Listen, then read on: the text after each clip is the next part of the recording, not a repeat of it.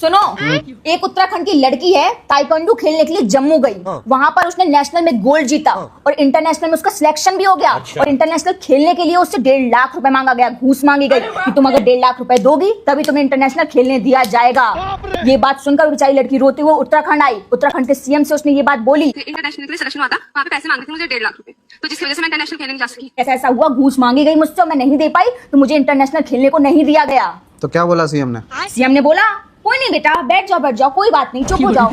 उत्तराखंड के सीएम ने? हाँ, बीजेपी का जो सीएम है। और जब ये क्लिप वायरल हो गई ना, उसके बाद 2 दिन बाद ये क्लिप वायरल होती है कि वो लड़की कह रही है सरकार की कोई गलती नहीं है, गलती मेरी है, मैं अपनी गलती की वजह से इंटरनेशनल नहीं खेल पाई। अपोलॉजी वीडियो बनवाया गया होगा, हाँ, स्टेटमेंट चेंज करवाया गया होगा। हाँ, सरकार को बदनाम करने वाला स्टेटमेंट अगर रहेगा तो स्टेटमेंट तो चेंज करवाएगा ही ना भाई कोई भी।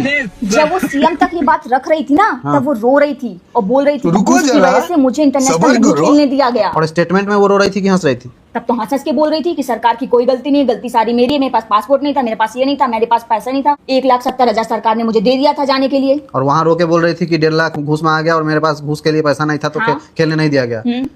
तो तुम ही मुझे बताओ कि वो जब सीएम से बात कर रही थी रो के अपनी कहानी बता रही थी कि मुझसे 1.5 लाख रुपए मांगे गए, तो वो रो के सच बोल रही थी कि अभी हंस के झूठ बोल रही है? रो के सच बोल रही थी ने भाई।